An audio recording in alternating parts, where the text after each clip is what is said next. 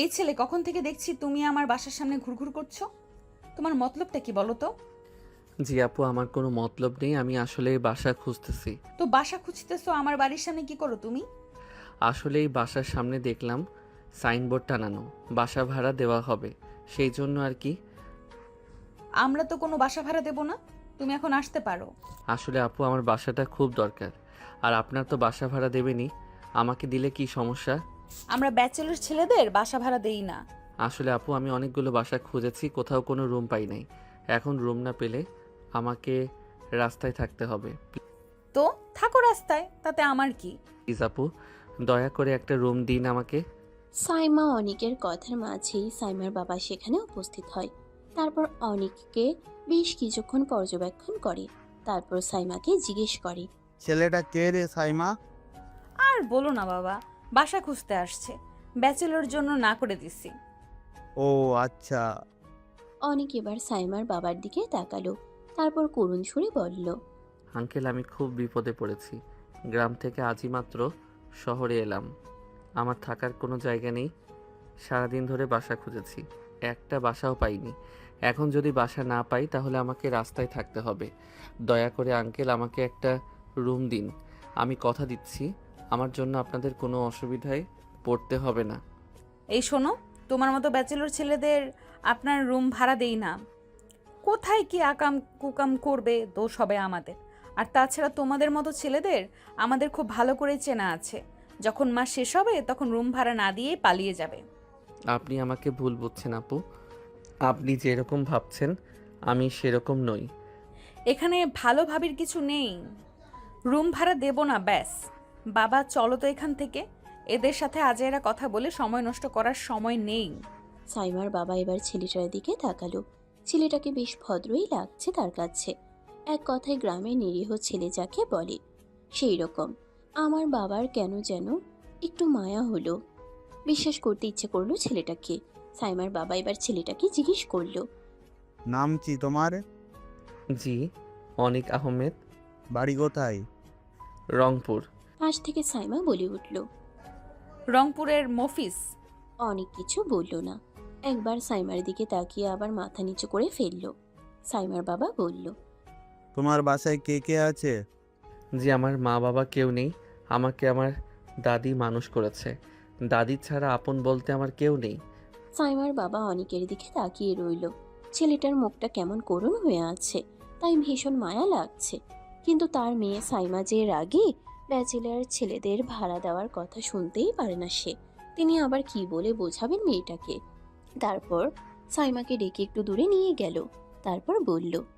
মা, ছেলেটা মনে হচ্ছে সত্যিই খুব বিপদে পড়েছে। গ্রাম থেকে এসেছে, কোনো লোকজন চেনা জানা নেই। এখন রাতও হয়ে গেছে, এই মুহূর্তে বাসা না পেলে ছেলেটা থাকবে কোথায়? প্লিজ বাবা, তুমি এখন আবার বলো না যে তুমি ছেলেটাকে বাসা ভাড়া দিতে চাও। বাসা ভাড়া দিস আর না দিস, আজকে রাতটা তো অন্তত থাকতে দিতে পারিস। তোমার যা খুশি করো, পরে বিপদে পড়লে আমাকে আবার বলতে এসো না।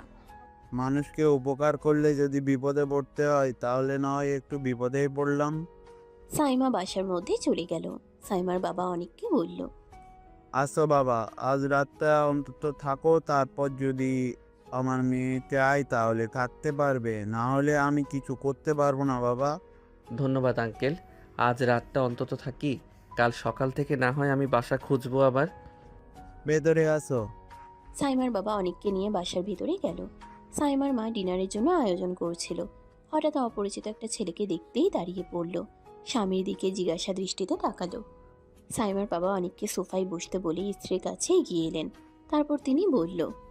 ছেলেটা খুব বিপদে পড়েছে, থাকার জন্য কোনো জায়গা নেই, তাই বাসায় নিয়ে আসলাম। তাই বলে অপরিচিত একটা ছেলেকে বাড়ির মধ্যে নিয়ে আসবে? তুমি ভুলে যাচ্ছ যে আমাদের একটা মেয়ে আছে বিবাহযোগ্য। এত চিন্তা করছো কেন তুমি? ছেলেটাকে ভীষণ ভদ্র মনে হলো আমার কাছে। আর তাছাড়া শুধু একটা রাতের জন্যই এনেছি, যদি ভালো হয় তাহলে থাকতে দিব, আর না হলে কাল সকালেই চলে যাবে। তুমি কিভাবে বুঝবে ছেলেটা ভালো না মন্দ? আজকালকার মানুষের চেহারা দেখে কি কিছু বোঝার উপায় আছে?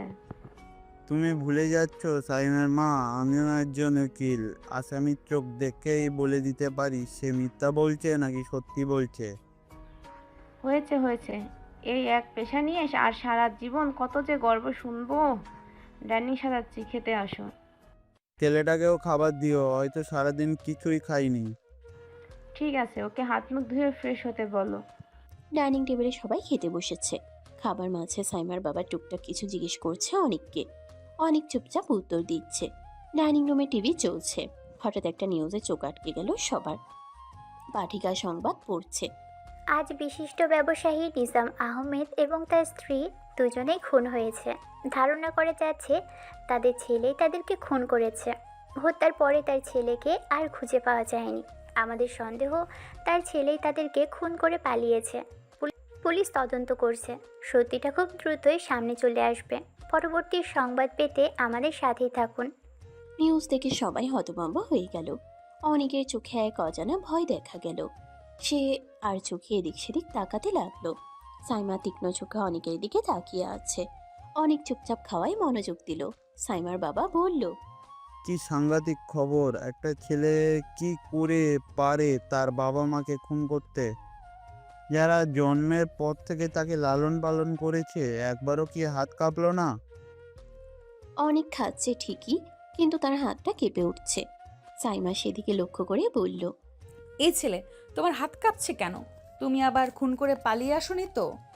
কি কি যা তা বলছেন আপু? আমি কেন খুন করতে যাব? আর আমার বাড়ি তো গ্রামে, এটাতেই শহরের খবর। তোমার চোখে আমি অজানা ভয় দেখতে পাচ্ছি। সত্যি করে বলো, তুমি এই ছেলেটা নয় তো? আহ সাইমা, কি হচ্ছে এটা? কি, ছেলেটা ঠিকঠাক করে খেতে দাও। তোমার জন্য ছেলেটা ভয়ে খেতেও পারছে না। বাবা, আমি আগেই বলে রাখছি, ছেলেটার মধ্যে নিশ্চয়ই কোনো ঘাপলা আছে। খবরটা দেখার পরই ওর মুখটা কেমন শুকিয়ে গেছে। আমার তো মনে হচ্ছে ওই খুনি। তোমার এই সন্দেহবাদী কবে যাবে বলো তো? ছেলেটা গ্রাম থেকে এসেছে, ওর সাথে এরকম ব্যবহার না করলেও নয়। তুমি থাকো তোমার বিশ্বাস নিয়ে। যখন বড় ঝামেলায় পড়বে তখন বুঝবে। আমি উকিল সাইমা, আমাকে মানুষ চেনাতে এসো না। তোমরা যত না বয়স হয়েছে তার দ্বিগুণ কেসে আমি জয়ী হয়েছি। শুধুমাত্র চোখ দেখেই বলে দিতে পারি সে কেমন। নিশ্চিন্তে গিয়ে ঘুমিয়ে পড়ো। সাইমা খাওয়া শেষ করে রুমে চলে গেল। তার বাবার এই এক সমস্যা, কেউ যদি দুটো দুঃখের কথা বলে তার বাবার মন এক সেকেন্ডে গলে যায়। এমনি বলবে উকিল উকিল, কিন্তু প্রতিবার মানুষকে বিশ্বাস করেই ঠকবে। এমন না যে এই প্রথম, এর আগেও যে কয়েকজন ব্যাচেলর ছেলে ভাড়া দিয়েছে তারা সবাই ঠকিয়েছে থাকে। কেউ বা রুম ভাড়া না দিয়ে পালিয়ে গেছে, কেউ বা বাজারে দোকানে বাকি খেয়ে তাদের বাড়ির ঠিকানা বলে গেছে। তারপরও তার বাবা মানুষকে বিশ্বাস করবেন, তাই সাইমার রাগ লাগে।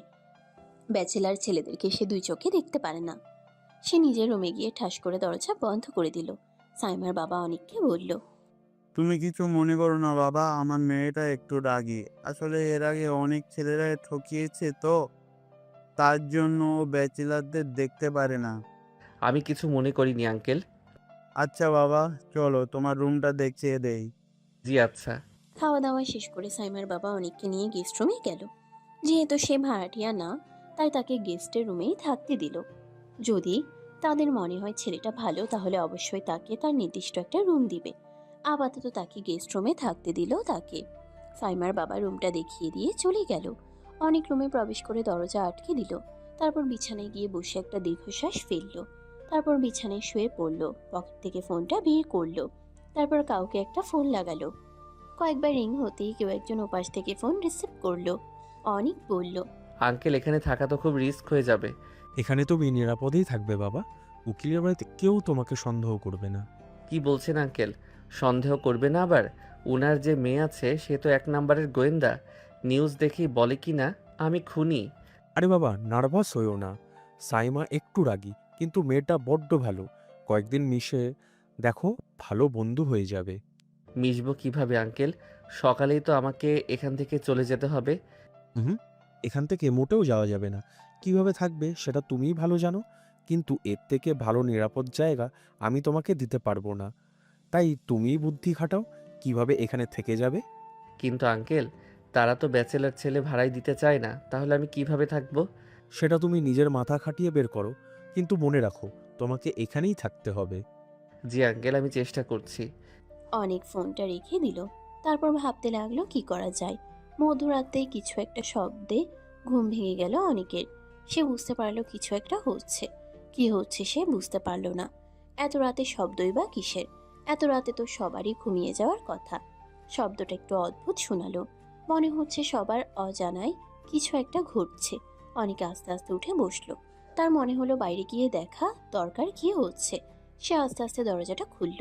সে দেখতে পেল কয়েকজন মুখোশধারী লোককে। অনেক বুঝতে পারলো এরা নিশ্চয়ই ডাকাত, না হলে অন্য কোনো উদ্দেশ্যে এসেছে। অনেক বুঝতে পারলো এই বাড়ির মালিক যেহেতু উকিল, সেহেতু তার নানা শত্রু থাকতেই পারে। সে আস্তে আস্তে পা টিপে বাইরে গেল। তারপর হঠাৎ চিৎকার শুরু করলো। অনেকের হঠাৎ চিৎকারে লোকগুলো হতভম্ব হয়ে গেল। অনেকের চিৎকারে বাড়ির সবার ঘুম ভেঙে গেল। সবাই তাড়াহুড়ো করে নিচে এলো।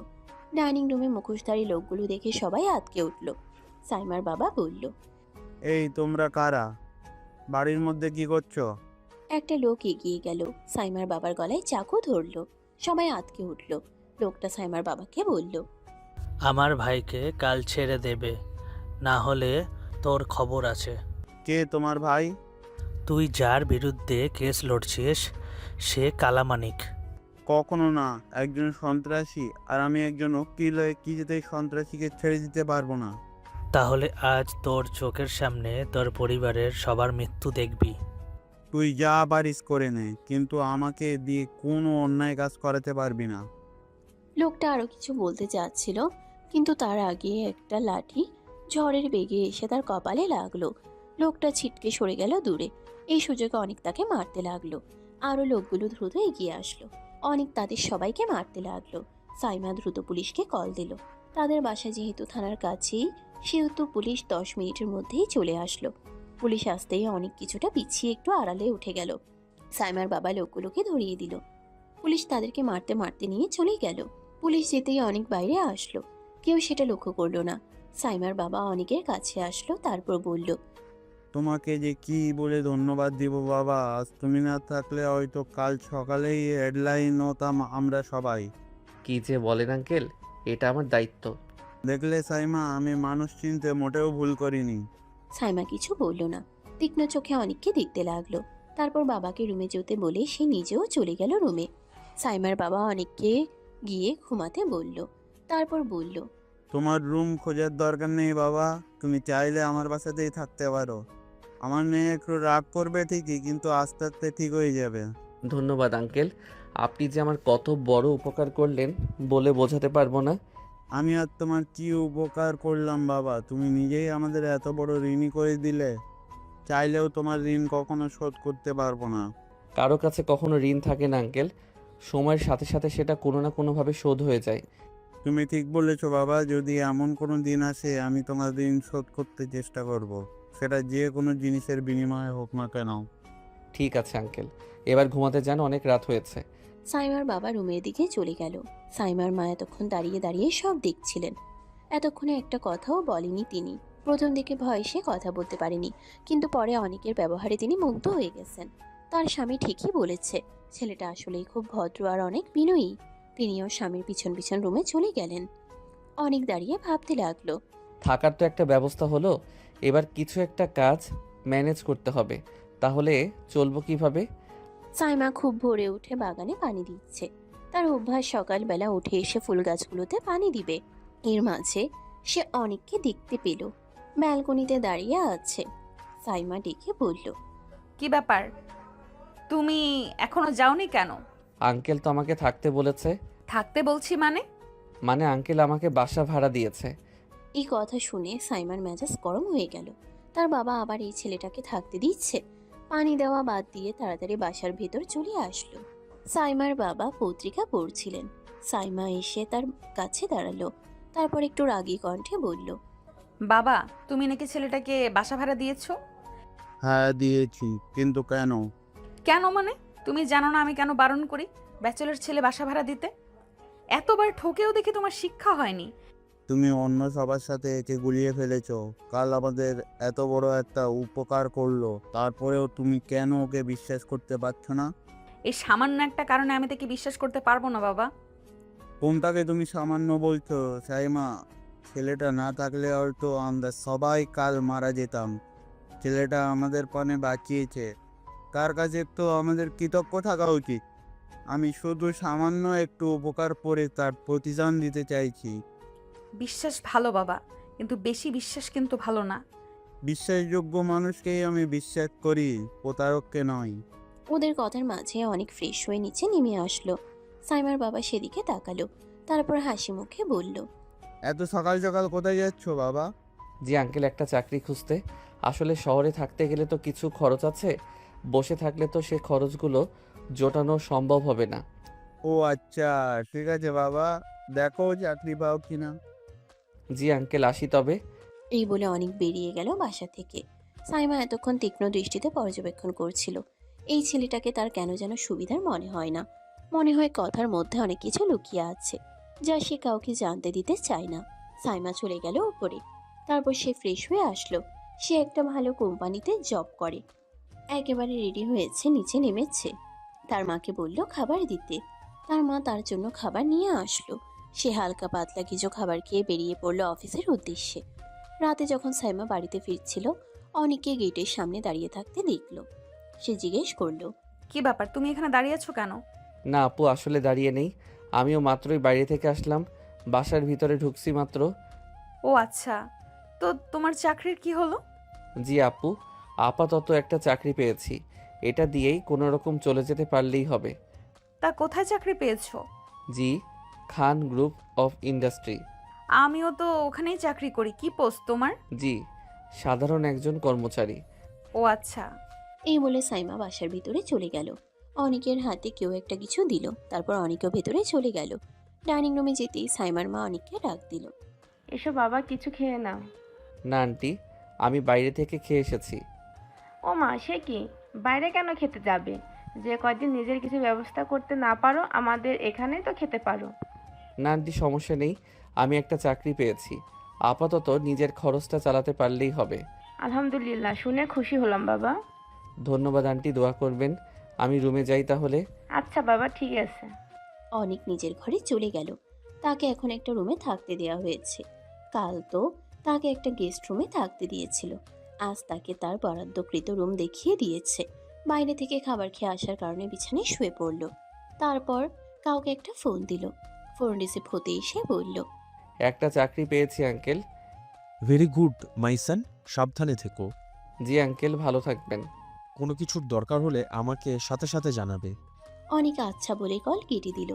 রাতটা বেশ নীরব। চাঁদ হালকা মিশে আছে আকাশে।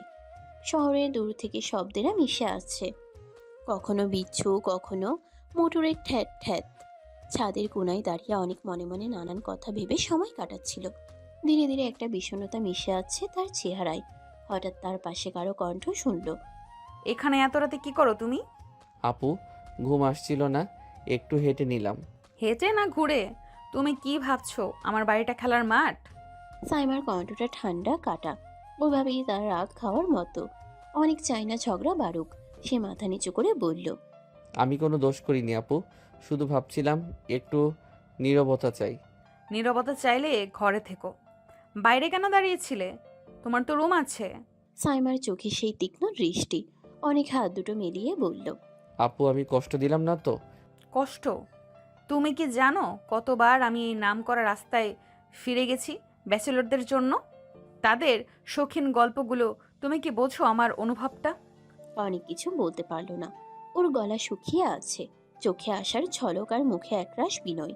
একটু নীরবতার পরে সে বলল, আপু, আমি উঠে এসেছি কাজটা শেষ করে, আপনার বাগানের ফুলগুলো যে কেউ লণ্ডভণ্ড করেছে সেটা দেখতে। আমি জানি না কিভাবে আপনাকে বোঝাবো। ফুলের কথা বলছো? তুমি কি ফুল দেখলে এমন নরম হয়ে যাও? সাইমা একটু থেমে হাসির একটা কণ্ঠে বলল, যে হোক, তোমাদের মতো ছেলেরা আমি একদম বিশ্বাস করি না, ভুলে যেও না। আমি আপনাকে কষ্ট দিতে চাই না, আমি আসলে। অনেক বলতেছিল, কিন্তু সাইমার রাগের ভেতরেই তার কণ্ঠটা আরো মধুর হয়ে উঠল। তুমি কি খুব কষ্টে আছো? তোমার চোখে কাল এমন ভয় দেখলাম। অনেক হঠাৎ চোখ কেঁপে উঠল। সে চাইলেও কথা বন্ধ রাখতে পারে না। হ্যাঁ আপু, মাঝে মাঝে মনে হয় এই শহরটা আমার জন্য নয়, কিন্তু আমি চেষ্টা করছি সত্যি। চেষ্টা? তোমার কি পেছনে কেউ আছে? কেউ তোমাকে ভয় দেখায়? অনেক একটু চুপ করে রইল। চেয়েছিল মিথ্যা বলবে না, কিন্তু আরও কতটা খুলে বলবে সে ভেবেছিল। তারপর বলল, না আপু, আমার পেছনে কেউ নেই। কিছু পুরনো দুশ্চিন্তা আছে যা মোকাবেলা করছি, কিন্তু আমি ওগুলো নিজের মধ্যে রাখি, কাউকে বলি না। কি দেখো, শুনেছি তুমি এখন খান গ্রুপে কাজ করো, আমার অফিসও ওখানে।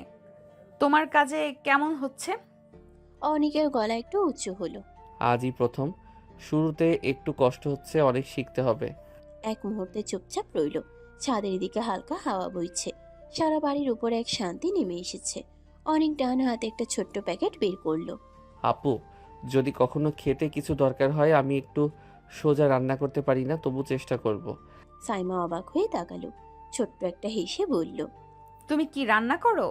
আমি ভালো করে ভাত ভাজার চেষ্টা করতে পারি, আর ডাল একটু ঝটিকা বানাতে পারি। সাইমা হঠাৎ একবার মাথা ঝুঁকিয়ে তাকে দেখে নরম কণ্ঠে বলল, দেখা যাবে তো, যদি ভালো রান্না করতে পারো হয়তো কখনো তোমাকে ভেতরে ডেকে খাবার খাওয়াবো। সত্যি? হ্যাঁ, কিন্তু শর্ত আছে। সৎ থাকতে হবে, সময়ে কাজ করবে, আর আমার পরিবারকে ব্যঙ্গাত্মক কোনো কৌতুক করবে না। অনেক ধন্যবাদ জানিয়ে হালকা করে মাথা নাড়ল। হঠাৎ দুজনের মধ্যে একটা অদ্ভুত মিল দেখা গেল। সুনির্দিষ্ট রাগ আর লুকানো ভরসা। এছাড়া দুজনের মধ্যকার সে ক্ষুদ্র উষ্ণতা, যা রাতে নীরবতায় ছড়িয়ে পড়ল। এই চলো ঘুমাও, সকালে কাজে যেতে দেরি হলে চলবে না। জি আপু, ধন্যবাদ। অনেক ধীরে ধীরে ছাদের রাস্তা থেকে নামতে লাগলো। পিছন ফিরে তাকিয়ে দেখল সাইমা এখন ফের পরাক্ষাঘাতময় রাগ তুলে নেয়, বরং চুপচাপ দাঁড়িয়ে আছে। অনেক মনে মনে ভাবলো এই বাড়িটা হয়তো শুধু একটা বাড়ি নয়, এখানে কিছু বন্ধন তৈরি হতে পারে, কিন্তু কিভাবে কখন সে জানে না। অন্ধকারে দুজনের হেঁটে যাওয়া আলাদা আলাদা পথ, তবু দুজনের মন একাকার হয়ে যেতে থাকে ছোট ছোট মুহূর্তে। রাস্তার বাতি ধীরে ধীরে নিভে যায়, আর নতুন দিনের আলো আসার অপেক্ষায় তারা নিজেরাই কিছুটা স্বপ্ন দেখল। সকাল সকাল সাইমা বের হওয়ার জন্য রেডি হচ্ছে। দরজার সামনে এসে হঠাৎ খেয়াল করলো অনিকও ঠিক তখনই বের হচ্ছে। অনেক, যেহেতু দুজন একই জায়গায় যাচ্ছি, আমরা আমার সাথেই চলো। না আপু, আমি পারবো না। সমস্যা নেই, চলো আমার সাথে, আলাদা গিয়ে লাভ কি? অনেক কিছুক্ষণ চুপচাপ দাঁড়িয়ে রইল, তারপর বাধ্য হয়ে সাইমার সাথে গাড়িতে উঠল। দুজনের মাঝখানে অদৃশ্য দূরত্ব থাকলেও গাড়ির ভেতরটা নীরব হয়ে রইল। অফিসে পৌঁছে সাইমা নিজের কাজে ঢুকে গেল। প্রথম দিন তো প্রায় কারোর সাথে কথা হয়নি, সবাই দূর থেকে শুধু তাকিয়েছিল অনেকের দিকে। আজকে ধীরে ধীরে কয়েকজন সহকর্মী এগিয়ে এলো। আপনি নতুন জয়েন করেছেন? জি আঙ্কেল, আসলে কারোর সাথে পরিচয় হয়নি, আজ হচ্ছে। অনেক ভদ্রভাবে সবার সাথে পরিচিত হলো। কেউ নাম বলল, কেউ পদবি। ধীরে ধীরে সবার সাথে আনুষ্ঠানিক পরিচয় সম্পন্ন হলো। তারপর আর সময় নষ্ট না করে সে মনোযোগ দিয়ে নিজের কাজে ডুবে গেল। সাইমা পাশ থেকে এক ঝলক তাকালো।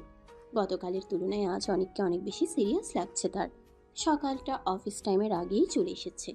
অফিসের ভেতরে হালকা খটকা, কম্পিউটারের মৃদু আওয়াজ, কফি মেশিনের কিচিরমিচির, সাইমার কক্ষে আলোর ঝলক। সে মেকআপ সামলে বসেই নোটবুক খুলে কাজ করছিল। তখন দরজার হালকা কড়া খট করে ধরে কেউ ঢুকলো। অনেক। সে দরজার কাছে একটু থমকে সাইমার দিকে তাকালো। আনিকা ঢুকো, তোমাকে আমিই ডেকে পাঠিয়েছি। জি আপু। অনেক চোখে একটা লাশ, লজ্জা আর মর্মর করে থাকা কৃতজ্ঞতা। সাইমা উঠে এসে কেবিনের সামনে দাঁড়ালেন। তার আগে ভঙ্গিটা আজ একটু নিয়ন্ত্রিত।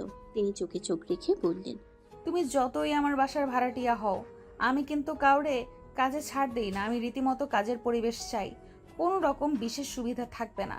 তোমাকে কাজটা ভালো মতোই করতে হবে, না হলে কথা শুনতে হবে। আপু আমি বুঝতেছি, আমি ওখানে খারাপ করব না, আমি সত্যিই চেষ্টা করব।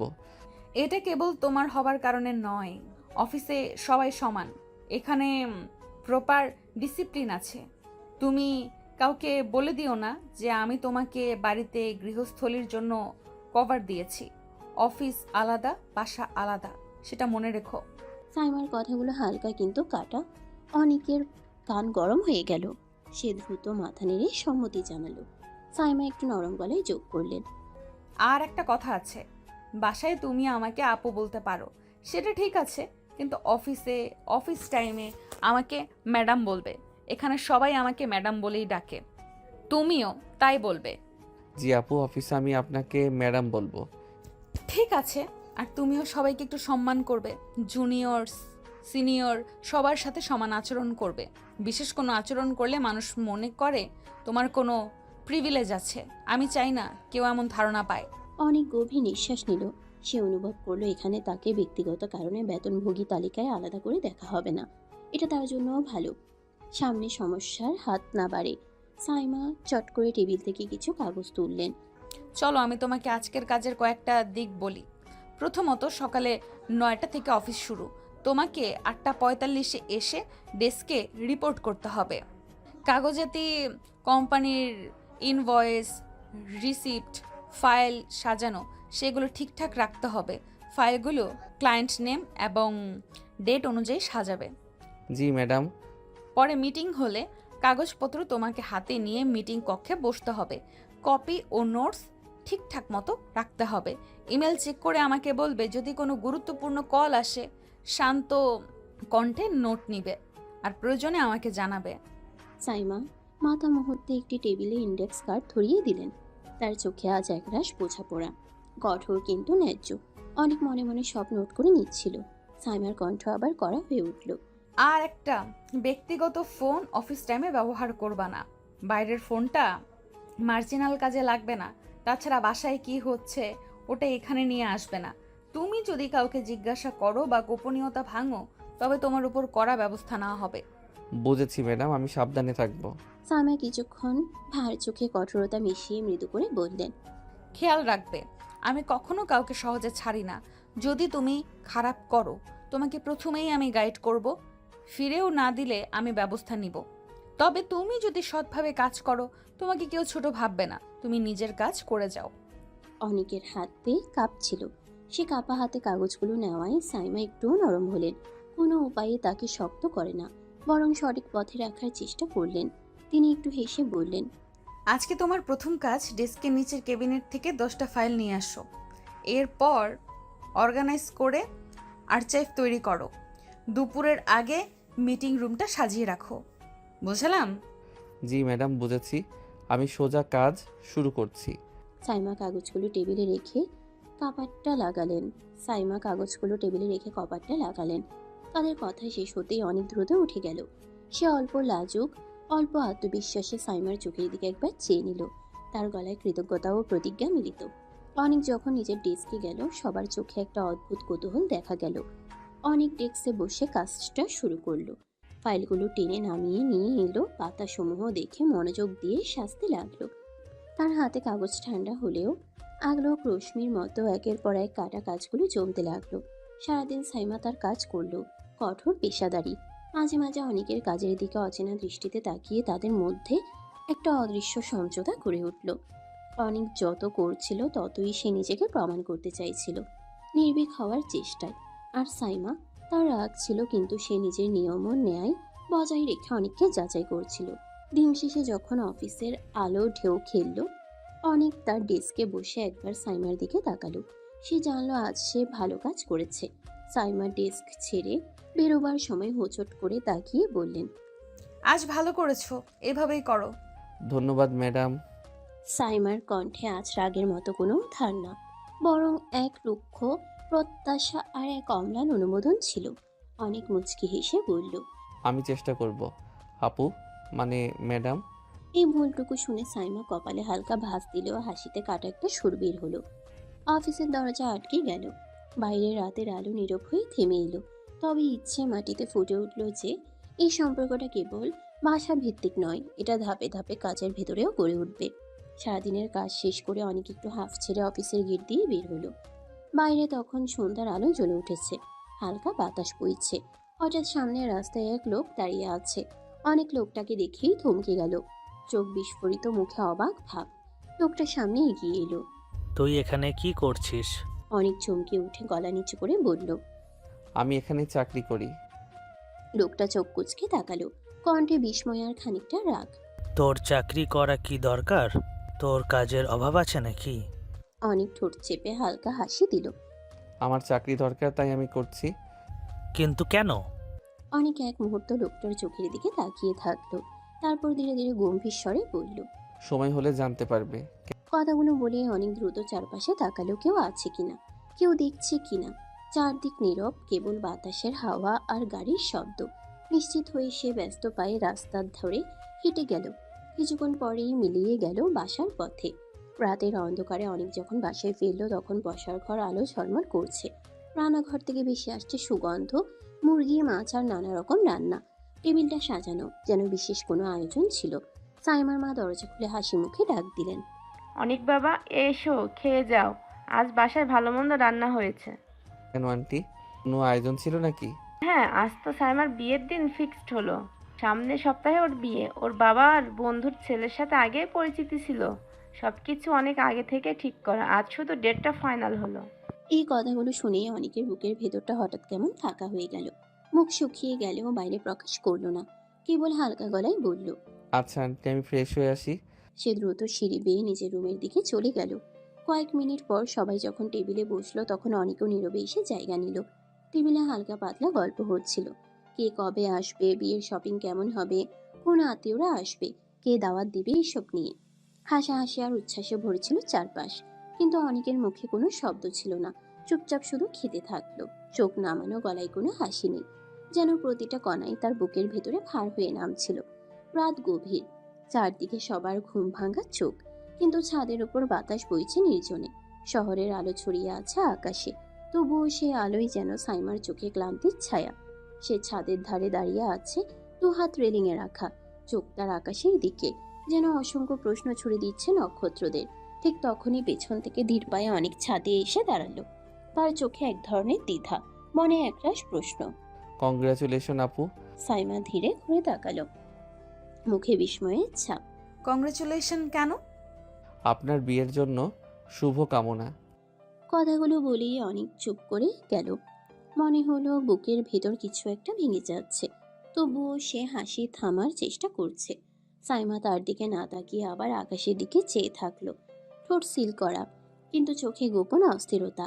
কি ব্যাপার আপু, আপনি কি বিয়েতে রাজি না? আমার রাজিতে কিছু যায় আসে না। আমার বাবা ছোটবেলায় আমার বিয়ে ঠিক করে রেখেছেন, তিনি তার কথার খেলাপ করবেন না। অনেক নিঃশব্দে সাইমার মুখের দিকে তাকিয়ে রইল। তার চোখে তখন স্পষ্ট হয়ে উঠল সাইমা মন থেকে এই বিয়েতে রাজি নয়, কিন্তু সে বাবার সিদ্ধান্তের সামনে অসহায়। আপনি যদি রাজি না থাকেন তাহলে? কথাটা শেষ করতে পারল না, গলা আটকে গেল। সাইমা হালকা হাসলো, কিন্তু সে হাসিতে তিক্ততা। রাজি না থাকলেও কিছু করার নেই অনিক, আমি বাবার বিরুদ্ধে যাব না। বাবার কথা আমার কাছে আইন। বাতাসে হঠাৎ ভারী নিস্তব্ধতা নেমে এলো।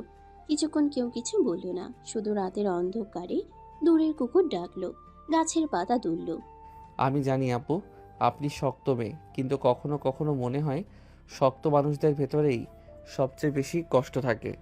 তুমি অনেক কথা বলো অনিক, কিন্তু এইসব কথায় কোনো সমাধান হয় না। জীবন সবসময় ইচ্ছে মতো চলে না। সমাধান হয়তো হয় না, কিন্তু সত্য লুকিয়ে রাখলেও কষ্ট বাড়ে। সাইমা আর কিছু বলল না, আকাশের দিকে তাকিয়ে রইল, চোখে অদ্ভুত এক নিঃসঙ্গতা, যা অনেকের বুকের ভেতর আগুন জ্বালিয়ে দিল। সে বুঝলো সাইমা রাজি নয়, তবুও কিছু বলতে পারছে না। কিছুক্ষণ এমনি সাধারণ কথা হলো, কে কোন শখে কি পছন্দ করে, অফিসের কাজে কতটা চাপ, আর রাতের হাওয়ার গল্প। তবুও ভিতরে ভিতরে দুজনের মনে একই প্রশ্ন ঘুরছিল, যা কেউ মুখে আনলো না। রাত আরো গভীর হলো, ছাদের বাতাস কেমন ঠান্ডা হয়ে উঠল। দুজন একে অপরের পাশে দাঁড়িয়ে থাকলো, কিন্তু দুজনের মাঝখানে এক অদৃশ্য দেয়াল যেন শক্ত হয়ে দাঁড়িয়ে রইল। সাইমা অনেকের সঙ্গে ছাদে কিছুক্ষণ কথোপকথনের পর চুপচাপ নেমে যাওয়ার জন্য পা বাড়ায়। রাতের হালকা বাতাসে উন্নার আঁচড় উড়ে যাচ্ছিল। চাঁদের আলোয় তার রাগে অথচ উদাস চোখগুলো আরো স্পষ্ট দেখাচ্ছিল। কিন্তু হঠাৎই আহ! ব্যথায় হালকা চিৎকার দিয়ে মাটিতে বসে পড়ে পা ধরে। অনেক দ্রুত দৌড়ে এসে নিচু হয়ে তাকায়। আপু, কি হলো আপনার? পা মচকেছে মনে হয়, হাঁটতে পারছি না। অনেক এক মুহূর্ত দেরি না করে তাকে জড়িয়ে ধরে কোলে তুলে নেয়। এ কি করছো তুমি? আমাকে নামাও এখনই। না আপু, নামানো যাবে না। আপনি হাঁটতে পারবেন না। আমার চোখের সামনে আপনাকে কষ্ট করতে দেব না। আমি আপনাকে ঘরে পৌঁছে দিয়ে আসছি। তুমি আমার কথা শুনছো না? নামাও বলছি। আপনি যতই রাগ করুন না কেন, আজ আমার কথা শুনতেই হবে। সাইমার আগে আর লজ্জায় গুম হয়ে যায়, মুখে কিছু বলে না, শুধু বুক ধরফর করতে থাকে। ছাদ থেকে নামার সময় অনেকের বুকের ধাক্কা, তার কোলের ভর, সবকিছু সাইমার ভেতরে অদ্ভুত এক ঝড় তুলছিল। অনেক ধীরে ধীরে তাকে তার রুমে নিয়ে আসে। বিছানায় আলতো করে শুয়ে দিতে গিয়েই হঠাৎ অনেকের ঠোঁটের সঙ্গে সাইমার ঠোঁট লেগে যায়। মুহূর্তেই এক মুহূর্তের জন্য জমে যায়। সাইমার বুক ধরফর করতে থাকে, চোখ বড় হয়ে যায়। সাইমা হঠাৎ ধাক্কা দিয়ে উঠে রেগে যায়। তুমি এমন বেয়াদবির সাহস কোথায় পাও? সরি আপু, আমি ইচ্ছা করে করিনি, সত্যি। চুপ, একদম চুপ। আর একটা শব্দ বের হলে দেখে নেবে তুমি। অনেক মাথা নিচু করে দ্রুত ঘর থেকে বের হয়ে যায়। দরজা বন্ধ হতেই সাইমা বিছানায় বসে হাঁপাতে থাকে। ঠোঁট দুটো কাঁপছে, বুকের ভেতর হু হু করছে। নিজের মনে ফিসফিস করে। এভাবে কেন হলো? আমি এতটা নার্ভাস হচ্ছি কেন? একটা ছেলে কেন বারবার আমাকে অস্বস্তিতে ফেলে দিচ্ছে? চোখ বন্ধ করে কপালে হাত দিয়ে শুয়ে পড়ে সাইমা। অথচ তার ভেতরে দ্বন্দ্ব ক্রমেই তীব্র হয়ে উঠছে। রাগ, লজ্জা, নাকি অজানা এক অনুভূতি, যা সে নিজেও বুঝতে পারছে না। অনেক নিজের রুমে ঢুকে দরজাটা বন্ধ করে দেয়। মুখ লাল হয়ে আছে, বুক ধরফর করছে অস্বাভাবিকভাবে। অনেক নিজের রুমে হাঁপাতে হাঁপাতে বলে, এ কি হলো আমার সঙ্গে? আমি কেন এভাবে কাঁপছি? শরীর কেন এত উত্তেজিত হয়ে উঠছে? সে বিছানায় বসে পড়ে, কপালে হাত দিয়ে শ্বাস নিতে থাকে। আপুর ঠোঁটের সাথে আমার ঠোঁট, এটা তো ভুল ছিল, একটা অ্যাক্সিডেন্ট। কিন্তু কেন বারবার মনে হচ্ছে, কেন আমি চোখ বন্ধ করলেই ওই দৃশ্যটা ভেসে উঠছে? সে হাত দিয়ে বুক চেপে ধরে। না না, এটা ঠিক না। উনি তো আমার সিনিয়র, আমার আপু। আমি ওনার প্রতি এভাবে ভাবতে পারি না। তবুও কেন যেন বুকের ভেতর কেমন টান অনুভব করছি। কেন মনে হচ্ছে ওনাকে হারিয়ে ফেললে আমি ভেঙে পড়ব। একটু থেমে বিছানায় শুয়ে ছাদের দিকে তাকিয়ে থাকে। সাইমা আপু খুব রাগী, কড়া, কঠিন মানুষ, কিন্তু ওর চোখের ভেতর আজকে আমি অন্যরকম কিছু দেখলাম। কি যেন এক ব্যথা, এক অজানা কষ্ট। হয়তো উনি বাইরে রাগে ঢেকে রাখেন, কিন্তু ভেতরে উনি একা, ভীষণ একা। আমি কি ওনাকে ভালোবেসে ফেলেছি? না না, এ হতে পারে না। তবুও মনে হচ্ছে আমি ওনার থেকে দূরে থাকতে পারবো না। অনেক বিছানায় উল্টে পাল্টে ঘুমানোর চেষ্টা করে, কিন্তু চোখ বন্ধ করলেই সাইমার মুখ, তার ঠোঁট, তার সেই রাগী দৃষ্টি বারবার ভেসে ওঠে। সকালটা যেন ভারী হয়েছিল দুজনের জন্য। ছাদের রাতের ঘটনাটা সাইমা যতটা চেপে রাখতে চাইছে, ভেতরে ততটাই অস্থির লাগছে। অন্যদিকে অনেক পুরো রাত ঘুমোতে পারেনি। মাথার ভেতর কেবল সাইমার মুখ ঘুরপাক খাচ্ছে। সকালে ডাইনিংয়ে একে অপরকে এক ঝলক দেখলেও কেউ কিছু বলল না। সাইমা গম্ভীর মুখে উঠে পড়ল। সাইমা গাড়িতে উঠে জানালার বাইরে তাকিয়ে থাকে। অনেক ইচ্ছে করেও আর একই গাড়িতে ওঠার সাহস করে না। দুজনেই চুপচাপ আলাদা আলাদাভাবে অফিসে পৌঁছে যায়। সাইমা রিসেপশনে ঢুকেই অনেককে এক ঝলক দেখলো, কিন্তু একদম না দেখার ভান করে সোজা নিজের কেবিনে ঢুকে গেল। মুখে কঠোর ভাব যেন কিছু হয়নি। অনেকও চুপচাপ নিজের ডেস্কে বসে কম্পিউটার অন করলো। ফাইল খুলে মন দেওয়ার চেষ্টা করছে, কিন্তু মাথায় সব এলোমেলো। মাঝে মাঝে চোখ সাইমার কেবিনের দিকে চলে যাচ্ছে, কিন্তু সে কিছুই বুঝতে দিচ্ছে না। একটু পরে সাইমা পিয়েকে ডাকলো। এই ফাইলগুলো অনেককে দিয়ে আসো, বলো যেন ও ঠিক করে দেখে দেয়। পিয়ে ফাইল নিয়ে অনেকের কাছে গেল। অনেক ফাইল হাতে নিল। ভেতরে ভেতরে বুঝতে পারলো সাইমা ইচ্ছে করে সরাসরি তার সাথে কথা বলছে না। আপু ইচ্ছে করে এড়িয়ে যাচ্ছে, মানে উনিও ঘটনাটা ভুলতে পারছেন না। সে দীর্ঘশ্বাস ফেলে ফাইল খুলে কাজে মন দিল। অফিসের ভেতরে চারদিকে সবার কাজের ব্যস্ততা। সাইমা তখনও নিজের কেবিনে ডুবে আছে, আর অনেক মাথা নিচু করে ফাইলে চোখ রাখলেও মনে আসলেই কাজ জমছে না। হঠাৎ অনেকের ফোন ভাইব্রেট করতে শুরু করলো। স্ক্রিনের নাম ভেসে উঠল রফিক আঙ্কেল।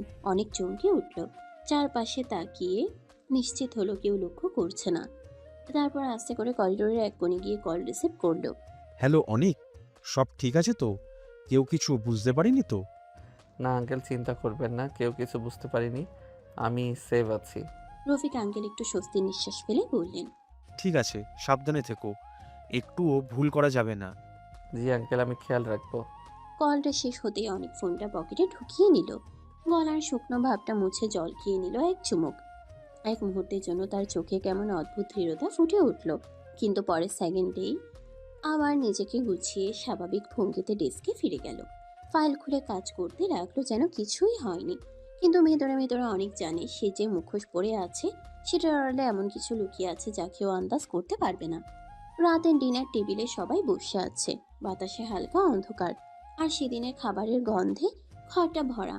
সাইমার বাবা তাকিয়ে বললেন অনেকের দিকে, অনেক বাবা, তোমার তো দায়িত্ব বেড়ে গেল।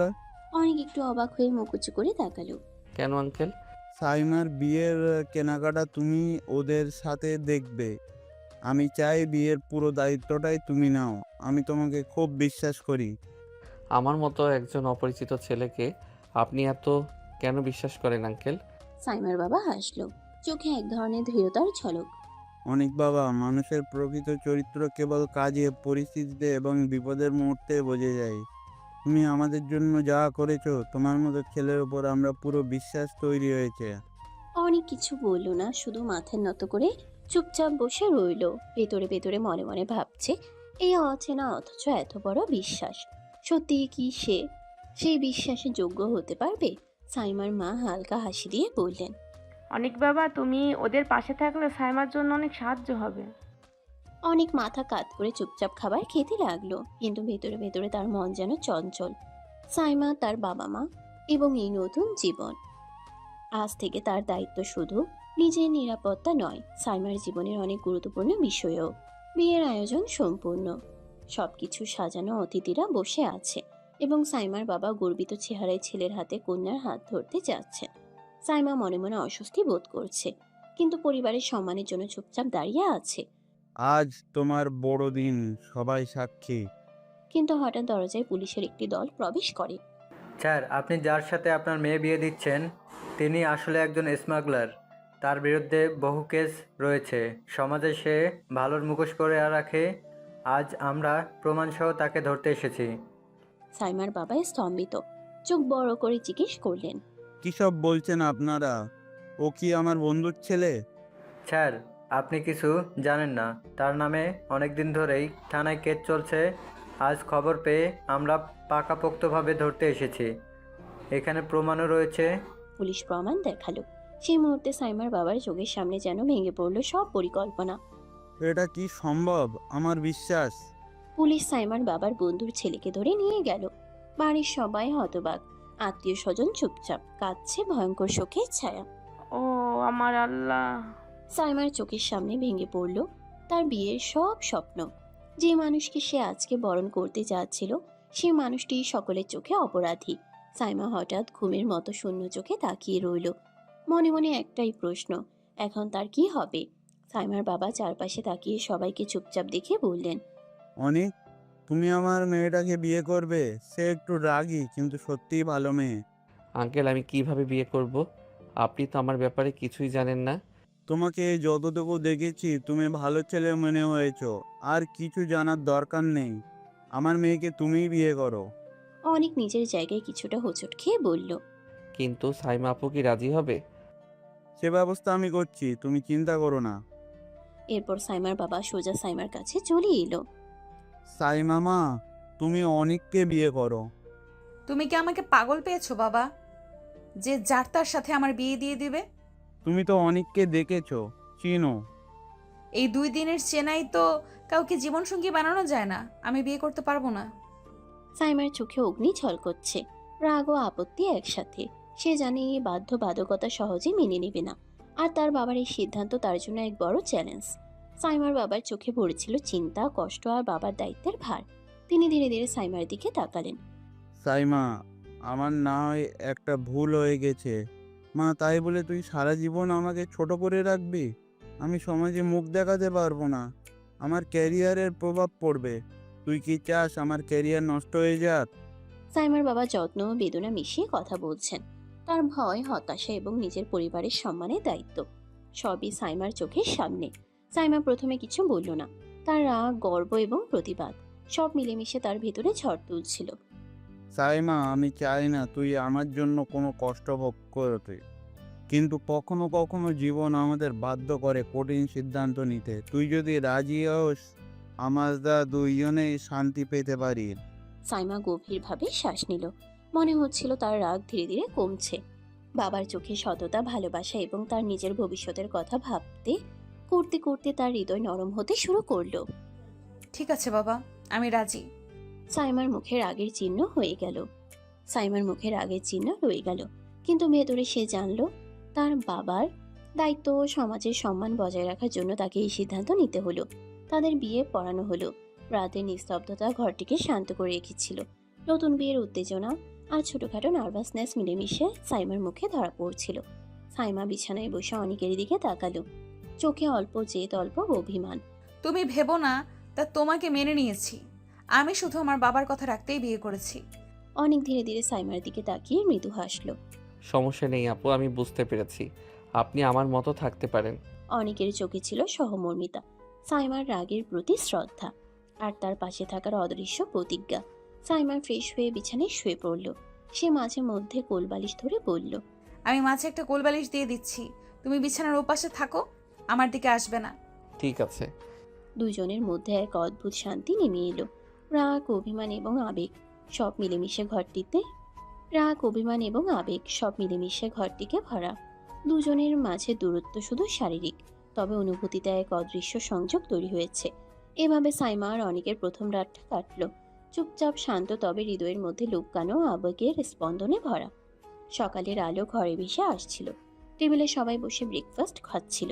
সাইমার বাবা অনেকের সাথে হালকা টুকটাক কথা বলছিলেন, কিভাবে অফিসের কাজ চলছে, বিয়ের পরে ছোটখাটো ব্যস্ততা ইত্যাদি। হঠাৎ টিভিতে খবর চলতে শুরু করলো। পাঠিকার কণ্ঠে উঠে এলো, নিজাম আহমেদের মৃত্যুর রহস্য খুঁজে বের করার চেষ্টা চলছে। আমরা আশা করছি খুব দ্রুতই তার খুনিকে ধরতে পারবো। এখনো পর্যন্ত কোনো নতুন সন্ধান পাওয়া যায়নি। আমাদের ধারণা হয়তো তার ছেলে জড়িত, তবে প্রমাণ না পেলে কিছুই বলা যাবে না। আমরা প্রমাণের অপেক্ষায় আছি। টেলিভিশনের খবরটি যেন একটি অদৃশ্য চাপ তৈরি করলো অনেকের মনে। সে কিছুটা নার্ভাস হয়ে গেল। চোখের সামনে যেন ছেঁড়া অনুভূতির ঝলক, অচেনা ভয়, অজানা টানাপোড়েন।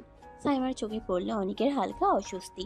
সে কোনো কথা না বলে তার দিকে তাকালো, খেতে খেতে, কিন্তু মনোযোগ পুরোপুরি টেবিলের খাবারে নেই।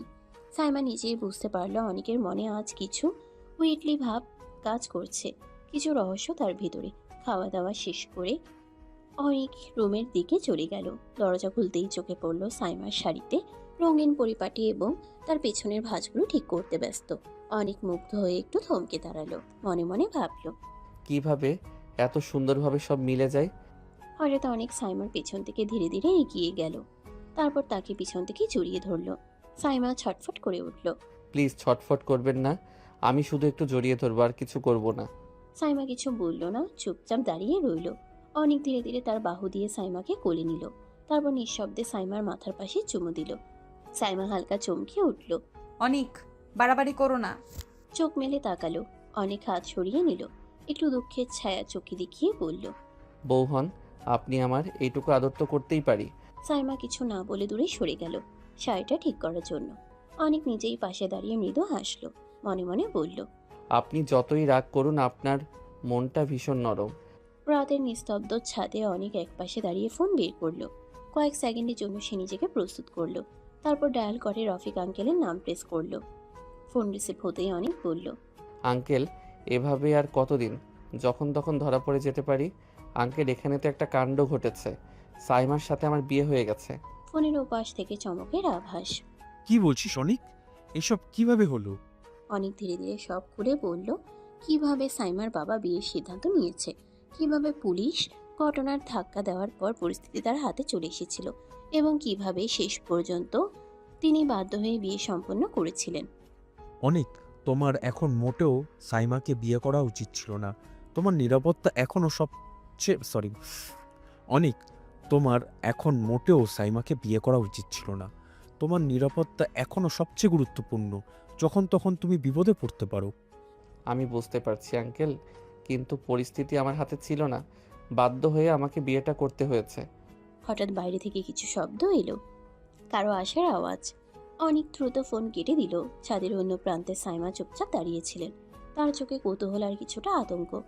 কার সাথে তুমি কথা বলছিলে আর কি ধরা পড়ে যাওয়ার কথা বলছিলে, সত্যি আমাকে বলো। অনেক কিছুক্ষণ নীরব থাকলো, তারপর ধীরে ধীরে বলল, আপু সবই সত্যি, পরিস্থিতি আমাকে বাধ্য করেছে, আর আমি চেয়েছি তোমাকে কোনো ঝুঁকিতে ফেলতে না। ছাদের হালকা হাওয়ায় সাইমা অনেককে চেয়ে বলল, তুমি গ্রামের ছেলে না, তুমি আমাদের মিথ্যা কথা বলেছো, আমার কাছে আসল পরিচয়টা বলো। অনেক কিছুক্ষণ থমকে গেল, তার চোখে এক অদ্ভুত নার্ভাস আর ভাবনার ছাপ। ধীরে ধীরে সে বলল, আপনি ঠিকই ধরেছেন, আমি গ্রামের ছেলে নই, আমি শহরের ছেলে। আমার বাবা বিশিষ্ট ব্যবসায়ী নিজাম আহমেদ, আমি তার ছেলে অনিক আহমেদ। সাইমার চোখ বড় হয়ে গেল। তার মনে এক চমক এবং আতঙ্কের মিশ্রণ জেগে উঠল। যে খুন হয়েছে তুমি সেই নিজাম আহমেদের ছেলে? হ্যাঁ। সাইমার চোখে আগুনের মতো জ্বালা। সে হঠাৎ চিৎকারে সুরে বলল। তুমি তুমি তোমার বাবা মাকে খুন করে পালিয়ে এসেছো? অনেক চুপচাপ কিছুক্ষণ দাঁড়িয়ে থেকে তার চোখে দৃঢ়তার ছাপ দিয়ে বলল। আমি আমার বাবা মাকে খুন করিনি, আমাকে মিথ্যা ফাঁসাতে চাচ্ছে। আমি শুধু নিরাপদ আশ্রয় নিচ্ছি মাত্র। তুমি আমাকে ধোঁকা দিয়েছো। আমার বাবা তো তোমাকে বিশ্বাস করেছিল। অনেক এক হাত তার বুকের দিকে রেখে বলল। আপনি আমাকে বিশ্বাস করুন, আমি খারাপ ছেলে নই। আমার বাবার কিছু শত্রু আছে, তারা বাবা মাকে হত্যা করে আমার উপর সব দোষ চাপিয়ে আমাদের সম্পত্তির মালিক হতে চাচ্ছে। সাইমা চুপচাপ তার কথাগুলো শুনল। তার চোখে দ্বিধা আর কৌতূহল জেগে উঠল। তার হৃদয়ে নতুন প্রশ্ন, কেন অনেকের জীবন এত বিপজ্জনকভাবে ঘূর্ণায়মান, আর কেন সে এত সাহসী, এত দৃঢ় তার বাবার শত্রুদের মুখোমুখি দাঁড়াতে। ছাদে নিঃশব্দ রাতে দুই হৃদয় আরো ঘনিষ্ঠ হয়, সত্য আর সন্দেহের মাঝে। অনেকের চোখে এক বিশেষ দৃঢ়তার আলো ঝলমল করলো। সে ধীরে ধীরে বলল। খান গ্রুপের মালিক আমার বাবার শত্রু, তাই আমি সেখানে সাধারণ কর্মচারীর চাকরি নিয়েছি সমস্ত প্রমাণ জোগাড় করতে। আমার বাবার কাছ থেকে আজ পর্যন্ত যা কিছু কেড়ে নেওয়া হয়েছে আমি সব কিছুর প্রমাণ সংগ্রহ করছি। সাইমা চোখ বড় করে অনেককে চেয়ে বলল। তার মনে বিশ্বাস করতে না চাওয়া আর বিস্ময়ের মিশ্রণ জেগে উঠল। তুমি সাধারণ কর্মচারী হয়ে সেই গ্রুপে ঢুকেছো শুধু প্রমাণ জোগাড় করতে? হ্যাঁ, আমি কাউকে আড়াল করে ধোকা দিয়ে নয়, আমি চাই সত্যি বের হোক আর আমার বাবার নাম সাফ হোক। সাইমা একটু দূরে হেঁটে গেল। তার মুখে প্রকাশিত বিস্ময় আর ভাবনার ছাপ। মনে মনে ভাবছিল, অনেকের সাহস, তার ধৈর্য এবং যা করে চলেছে তা সত্যি অবিশ্বাস্য। একদিকে রাগী মন, অন্যদিকে সেই সত্যের জ্বালা। সাইমার হৃদয় গভীরে ধীরে অনেকের প্রতি নতুন আগ্রহ ও কৌতূহল জন্মাতে শুরু করলো। অনেকের চোখে তীব্র আগ্রহ আর আশা ঝলমল করলো। সে ধীরে ধীরে বলল। তুমি কি আমার যুদ্ধে আমার পাশে থাকবে? সাইমার চোখে এক মুহূর্তের হেসে ওঠাও আশ্চর্যতা। তার আগে মেজাজের মধ্যে হালকা নরম ভাব ফুটে উঠল। তুমি যদি সত্যি বলে থাকো তাহলে আমি তোমার পাশে আছি। তোমার যা সাহায্য লাগে আমাকে বলো। অনেক কিছু আছে, কিছু গুরুত্বপূর্ণ ফাইলের ডিটেলস দরকার যা আমার কাজের জন্য অপরিহার্য। ঠিক আছে, আমি অফিসে গিয়ে সব ফাইল তোমাকে পাঠিয়ে দেব। অনেক একটি দীর্ঘশ্বাস ফেলে মাথা নাড়ল, ধন্যবাদ জানিয়ে বলল। ধন্যবাদ, তুমি সত্যিই পাশে আছো। সাইমার সাহায্যের এই প্রতিশ্রুতি অনেকের মনে নতুন শক্তি যোগ করল। তার চোখে সাইমার দিকে তাকিয়ে এক অদৃশ্য বিশ্বাস ও কৃতজ্ঞতার আলো ফুটে উঠল। পরের দিন সকালবেলা সাইমা অফিসে পৌঁছালো। রাগী মেজাজের মধ্যে এক অদ্ভুত উদ্দীপনা কাজ করছিল। আজ সে অনেকের জন্য সাহায্যের হাত বাড়াচ্ছে। সাইমা ডেস্কে বসে ধীরে ধীরে ফাইলগুলো খুলল। সে সব ফাইলের প্রয়োজনীয় পৃষ্ঠা নির্বাচন করে ছবি তুলতে লাগলো। হাতে ফোন, চোখে মনোযোগ, একটি একটি ছবি তুলল, যেন কোনো গুরুত্বপূর্ণ প্রমাণ যেন বাদ না যায়। কাজ শেষ করে সে ছবিগুলো সরাসরি অনেককে পাঠালো, সাথে একটি ছোট বার্তা। অনেক, ফাইলগুলো পাঠানো হলো, দয়া করে সেগুলো ভালোভাবে দেখো। অনেক ফোনের ছবি পেয়ে চোখ খুলে গেল। সে মুহূর্তেই বুঝলো সাইমা কেবল সাহায্য করছে না, বরং তার প্রতি বিশ্বাসের একটি অদৃশ্য সেতু তৈরি হচ্ছে। সে ধীরে ধীরে সব ফাইলের প্রয়োজনীয় ডিটেলস নিজের রফিক আঙ্কেলের কাছে পাঠিয়ে দিল, যাতে সব তথ্য ঠিকমতো নিরাপদে পৌঁছায়। এই মুহূর্তে সত্যি সাইমা আমার পাশে আছে। ছবিগুলো রফিক আঙ্কেলের কাছে পৌঁছলো এবং অনেক জানতো এবার তার পরিকল্পনার একটি বড় ধাপ শুরু হলো। সব প্রমাণ ঠিকমতো জোগাড় করতে পারলেই তার বাবার নামে সাজানো সমস্ত মিথ্যা উদ্ঘাটিত হবে। সাইমা অফিস থেকে বের হয়ে আসলো, মনটা হালকা, কারণ সে আজ সে অনেকের জন্য এক গুরুত্বপূর্ণ কাজ শেষ করেছে।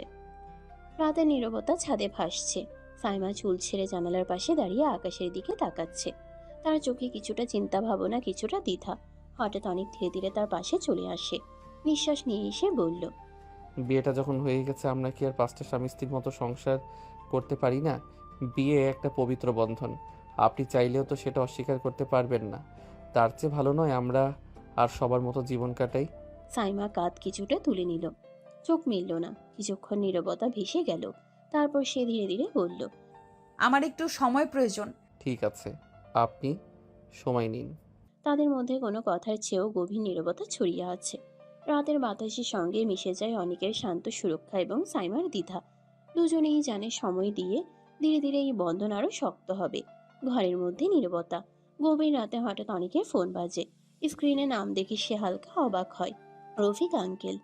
অনেক ধীরে ফোন রিসিভ করে, ব্যালকনির দিকে চলে যায়। রাতের ঠান্ডা বাতাস তার চুল ছুঁয়ে যাচ্ছে। তুই কোথায়? কেউ কিছু বুঝতে পারছে না তো? না আঙ্কেল, কেউ কিছু বুঝতে পারছে না, সব নিরাপদ। হ্যাঁ আঙ্কেল, আমি বুঝতে পারছি, কিন্তু পরিস্থিতি আমার হাতে ছিল না, বাধ্য হয়ে আমাকে সব করতে হয়েছে। তাদের মধ্যে কয়েক মিনিটের নিঃশব্দ কথোপকথন। অনেক সতর্কভাবে সব নির্দেশ শুনে ফোন কেটে দেয়। ফোনটি কেটে দিয়ে অনেক ফিরে আসে রুমে, বিছানায় শুয়ে পড়ে, চোখ বন্ধ করে গভীর নিঃশ্বাস ফেলে। রাতের অন্ধকারে তার মাথায় ভেসে আসে ফাইল, ফাঁদ, বিপদ আর সাইমার কথা। সব মিলেমিশে অজানা চিন্তার ঢেউ তোলপাড় করছে। কিছুক্ষণ শুয়ে থাকার পর সে চুপচাপ ঘুমের জগতে হারিয়ে যায়, যেন নতুন দিনের ঝড়ের আগে শান্তির মুহূর্ত। সকালবেলা ঘরের কাছে জানালা দিয়ে নরম আলো ঢুকছে। সাইমা চোখ খুলতেই দেখলো অনেক তাকে জড়িয়ে ধরে পাশে শুয়ে আছে। হঠাৎ হঠাৎ তার লজ্জা চোখে পড়ার মতো। সে চড়তে চাইলে অনেক হঠাৎ তার হাত ধরে হালকা টান দেয় এবং সাইমাকে বুকের উপর টেনে ধরে। কি করছো? ছাড়ো অনিক। আমি আমার বউকে ধরেছি, তাতে আপনার কি? সাইমার চোখে আগুন, রাগ আর লজ্জার মিশ্রণ, কিন্তু অনেক পাত্তা না দিয়ে তাকে আবারও জড়িয়ে ধরে। মুহূর্তে তার ঠোঁটে নরম কিস ছুঁয়ে যায়। সাইমা মুহূর্তে হতভম্ব হয়ে যায়। গা ঠান্ডা, হৃদয় দ্রুত ধুকপুক করছে। সে লজ্জা মুখ লাল করে দূরে সরে যায়, কিন্তু চোখে চোখ রেখে অনেকের দিকে আভাস পাঠায়। রাগী কিন্তু মনেও ম্লান মাধুর্য।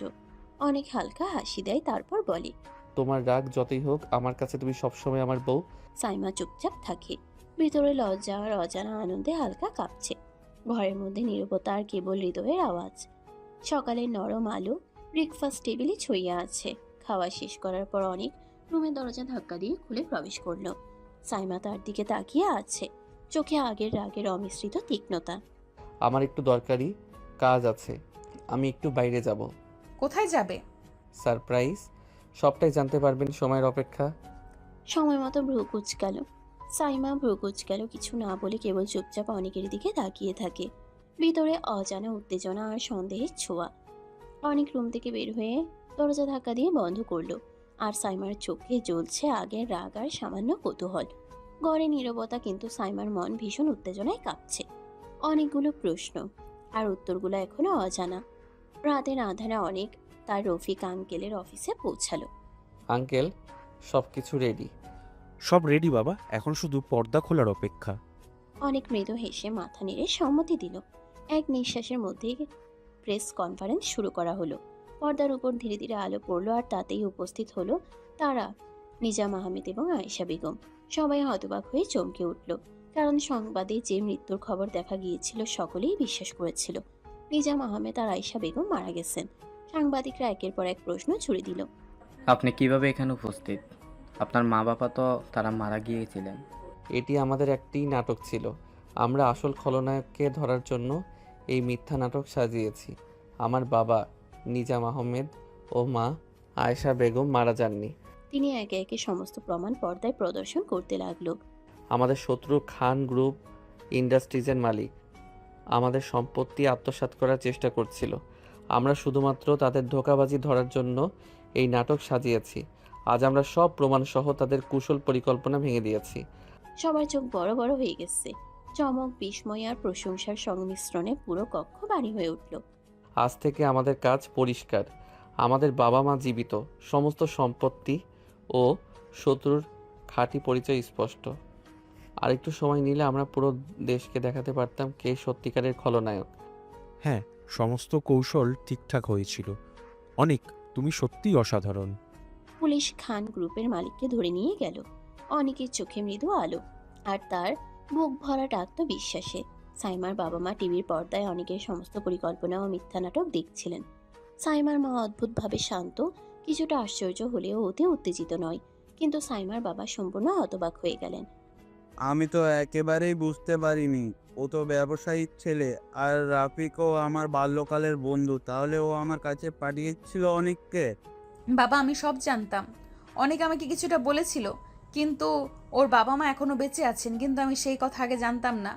সাইমার বাবা কাঁধ চেপে হালকা হাসি দিয়ে বললেন, দেখেছিস, আমি মানুষ চিনতে ভুল করিনি, অনেক সত্যিই ভালো ছেলে। সাইমার চোখে হালকা উজ্জ্বলতা, মুখে শান্তি। তিনি বুঝতে পারলেন এখন শুধুই পরিবারের মধ্যে বিশ্বাস আর শান্তি ফিরে এসেছে। সাইমার মা কাঁধে হাত রেখে মৃদু বললেন, হ্যাঁ, তুমি সবসময় ঠিকই বুঝেছ। ও সত্যিই আমাদের জন্য একজন বিশ্বস্ত মানুষ। টিভির পর্দা নিভে গেলেও তাদের মনে এক শান্তির ঢেউ বয়ে গেল। সব ধোঁকা, নাটক আর বিপদ শেষ। এবার শুরু হতে চলেছে নতুন জীবন, বিশ্বাস, ভালোবাসা আর পরিবারের শান্তির আলোয়। রাতের নিস্তব্ধতায় অনেক ধীরে ধীরে বাড়িতে ঢুকলো। তার চোখে কিছুটা ক্লান্তি, মুখে উত্তেজনার ছাপ। সে সাইমার বাবার কাছে এসে মাথা নিচু করলো। আঙ্কেল, আমাকে ক্ষমা করে দিবেন। আমি আসলে আপনাদেরকে অনেক মিথ্যা বলেছি, কিন্তু আমি মিথ্যা বলার জন্য বলিনি, পরিস্থিতির কারণে বলতে বাধ্য হয়েছি। এছাড়া আর কোনো উপায় ছিল না। রফিক আমাকে আপনার কাছে পাঠিয়েছিল। আপনি খুব ভালো মানুষ, আমার কথা সহজেই বিশ্বাস করবেন, সেই জন্যই আমি এখানে এসেছিলাম। আমাকে ক্ষমা করবেন আঙ্কেল। সাইমার বাবা ধীরভাবে হাসলেন, চোখে প্রশান্তির, মুখে আনন্দের ছাপ। ক্ষমা কেন যাচ্ছ বাবা? তুমি তো ভালো কাজের জন্যই এখানে এসেছো, তুমি কোনো খারাপ কাজ করনি। তুমি যে তোমাদের পরিবারের শত্রুকে ধরতে এই নাটক সাজিয়েছো, তার জন্য আমার কাছে ক্ষমা চাইতে হবে না। বরং আমি খুশি হয়েছি, এবার অন্তত আমি মানুষ চিনতে ভুল করিনি। সাইমার মা পাশে এসে অনিকের কাঁধে হাত রাখলেন, হালকা হাসি মুখে। সত্যি বাবা, তুমি অনেক বুদ্ধিমান ও সাহসী ছেলে। আমরা তোমার প্রশংসা করি। অনিকের চোখে স্বস্তি, হৃদয় হালকা। সে বুঝতে পারল সবকিছু ঠিকঠাক হয়েছে। বিশ্বাস ও প্রশান্তি ফিরে এসেছে। রাত গভীর, চারপাশে নিস্তব্ধতা। জানালার বাইরে চাঁদের আলো ঘরটাকে মিষ্টি রূপালি রঙে ভরে দিয়েছে। সাইমা আলমারি থেকে জামা বের করছে। ঠিক সেই সময় পেছন থেকে অনেক আস্তে করে তাকে জড়িয়ে ধরল। এই কি কি করছো তুমি? আপনি সব সময় এত চমকে যান কেন? সামান্য তো একটু জড়িয়ে ধরেছি, বেশি কিছু তো করিনি। এমন ভাব করছেন যেন মনে হচ্ছে আমি কি না কি করে ফেলেছি। সাইমা অনিকের বুকের ভেতর আটকে গেলেও মুখটা কড়া করে রাখলো। লজ্জায় তার কান গরম হয়ে উঠল, কিন্তু ভেতরের অনুভূতি লুকাতে মিথ্যে কঠিন মুখ করে অনেককে ছাড়ি দিল। এসব চালাকি আমার সাথে চলবে না, বেশি বাড়াবাড়ি করো না। অনেক মুচকি হাসলো, কোনো রাগ করলো না, বরং তার বুকের ভেতর সাইমাকে আরো আলতো করে টেনে নিল। বউয়ের কাছে আসলে সমস্যা কোথায় বলুন তো? আমি তো বাইরের কারো কাছে যাইনি, আমার বউয়ের কাছে এসেছি। সাইমা এবার সত্যি হতবাক, মনে মনে দিশেহারা। কেমন করে যেন বুকের ভেতর হালকা ধাক্কা লাগছে, কিন্তু মুখটা শক্ত করেই বলল, আমি তো বিয়েটা মন থেকে মানিনি, তাই এসব ভান দেখাতে আসবে না আমার কাছে। অনেক একটু থেমে গভীরভাবে সাইমার চোখের দিকে তাকালো, তারপর একদম শান্ত কণ্ঠে বলল, আপনি মন থেকে মানেননি সেটা কোনো ব্যাপার না। বরের ভালোবাসা পেতে পেতে একদিন না একদিন মানতেই হবে, তখন বুঝবেন আমি আপনাকে কতটা আপন করে চাই। সাইমা ভিতরে ভিতরে কেমন যেন নরম হয়ে গেল, মুখে তর্ক ছড়ালো না।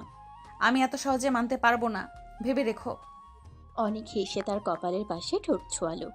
আমি তাড়াহুড়ো করছি না, সময় নিয়ে হলেও একদিন আপনি আমার বুকে মাথা রেখে বলবেন অনেক তোমাকে চাই আমি। সাইমার বুকের ভেতর হঠাৎ করে অজানা এক কাঁপুনি বয়ে গেল। লজ্জায় আর কিছু না বলে ধপ করে বিছানায় বসে পড়ল। অনেক পাশে বসে তার হাতটা চুপচাপ ধরে রাখলো। ঘরের ভেতর তখন শুধু দুজনার নীরবতা, আর বাইরে চাঁদের আলোয় ভাসছে তাদের অজানা ভালোবাসার শুরু। সকালের টেবিলে সবাই একসাথে বসে নাস্তা করছে। চা, পরোটা, ডিম ভাজি আর মিষ্টি দই। ঘর জুড়ে খাবারের গন্ধ ছড়িয়ে পড়েছে। সাইমা এক কোণে চুপচাপ বসে খাচ্ছে, মুখ গম্ভীর। অনেক পাশেই, কিন্তু আজকের সকালটা যেন অন্যরকম ভাব নিয়ে এসেছে তার মনে। হঠাৎ অনেক কথা শুরু করলো। আঙ্কেল, একটা কথা বলতে চাই। আমি সাইমাকে আমাদের বাড়ি নিয়ে যেতে চাই। আমার মা বাবা ওকে দেখতে চেয়েছেন। আর তাছাড়া আমি তো অনেক দিন ধরে এখানে থাকছি, এখন বাড়িতে গিয়ে ব্যবসাটাও দেখতে হবে। তাছাড়া বিয়ে যেহেতু হয়েই গেছে, মেয়েদের তো শ্বশুরবাড়িতে থাকা উচিত, তাই না? সাইমার হাতের চামচ কেমন যেন থেমে গেল। চোখ তুলে এক ঝলক অনেকের দিকে তাকিয়ে আবার নিচে নামিয়ে নিল। আমি আর কি বলবো বাবা, মেয়েকে সারা জীবন বাবার বাড়িতে রাখা যায় না, এটাই নিয়ম, তাকে তো দিতে হবেই। আমার মা বাবা চেয়েছেন যেন ধুমধাম করে আমি সাইমাকে আমাদের বাড়িতে নিয়ে যাই। আপনি আপনার সুবিধা মতো একটা দিন বলে দিন, সেই দিন অনুষ্ঠান করে আত্মীয় স্বজন নিয়ে আনন্দের মধ্য দিয়ে আমি আমার বউকে আমাদের বাড়িতে নিয়ে যাব। সাইমার বাবা খুশি মুখে মাথা নাড়লেন। আচ্ছা, আমি আজকেই ক্যালেন্ডার দেখে একটা দিন ঠিক করে দেব। সাইমা, এবার কিন্তু তোর আসল বাড়ি যাবে। শ্বশুরবাড়ির অনুষ্ঠান, নতুন পথ চলা, সব কিছুই তোদের জন্য সুন্দর হোক, এটাই চাই। সাইমা কিছু না বলে চুপ করে রইল। ভিতরে ভিতরে কেমন যেন দম আটকে আসছে তার। মাথায় ঘুরছে শুধু একটাই চিন্তা, সে কি সত্যি অনিকের বাড়িতে গিয়ে নতুন জীবনে শুরু করবে? অনিক কিন্তু টেবিলের নিচে লুকিয়ে সাইমার হাতের কাছে হাত রেখে আলতো ছুঁয়ে দিল। সাইমা হক চোখিয়ে হাত সরিয়ে নিলেও অনিকের চোখের চাওয়া যেন বলছিল, এখন থেকে তুমি আমার আর আমি তোমার। এবার সবাইকে জানিয়েই আমাদের গল্প শুরু হবে। দিনটি যেন উৎসবের দিনের মতো সাজানো হলো। বাড়ির চারপাশে রঙিন আলো, গেটের সামনে ফুলের সাজ, ভেতরে নানা পদ রান্নার গন্ধে ভরে গেছে পুরো পরিবেশ। আত্মীয় স্বজনদের ভিড়, সবাই একসাথে খুশির আমেজে মেতে উঠেছে। শোভাযাত্রার মতো করে অনেক সাইমাকে নিয়ে এলো তার বাড়িতে। ঢাক ঢোল বাজছে আর আত্মীয়রা চারদিকে উল্লাস করছে। সাইমার মুখে চাপা গম্ভীর ভাব থাকলেও চোখে এক অদ্ভুত দ্বিধা কাজ করছে। দরজার সামনে এসে অনিকের মা আয়েশা বেগম মিষ্টি হাসি নিয়ে সাইমাকে বরণ করলেন। হাতে থাকা ফুলের থালা দিয়ে শুভেচ্ছা জানিয়ে বললেন, তুমি অনেক সুন্দর মেয়ে মা, লক্ষ্মী মেয়ের মতো চেহারা তোমার। আল্লাহ তোমাদের সংসারটা সুখে ভরিয়ে দিক। অনেক মুচকি হেসে পাশে দাঁড়ালো আর সাইমা লাজুক ভাবে চোখ নিচু করলো। যদিও মুখে কিছু বলল না, কিন্তু ভেতরে কোথাও যেন একটু উষ্ণতা ছুঁয়ে গেল তাকে। তারপর আত্মীয় স্বজনরা সবাই মিলে খুশ গল্প করতে করতে সাইমাকে অনেকের ঘরে পৌঁছে দিল। ঘরটা সাজানো ছিল ফুল দিয়ে, বিছানার চারপাশে গোলাপের পাপড়ি, নরম কুশন আর হালকা সুগন্ধি মোমবাতির আলোয় ঘরটা রোমান্টিক আবহ তৈরি করেছে। অনেক দরজার পাশে দাঁড়িয়ে সবার চলে যাওয়া দেখছিল। এক এক করে আত্মীয়রা শুভেচ্ছা জানিয়ে চলে গেল। দরজা বন্ধ হয়ে গেলে শুধু দুজন রয়ে গেল ঘরের ভেতর। অনেক চুপচাপ সাইমার দিকে তাকিয়ে আসলো, চোখে একরাশ ভালোবাসা আর জেদ মেশানো উজ্জ্বলতা। এবার আর লুকোচুরি নয়, এবার এই বাড়িতে সবার সামনে তাদের সম্পর্কের নতুন অধ্যায় শুরু হতে চলেছে।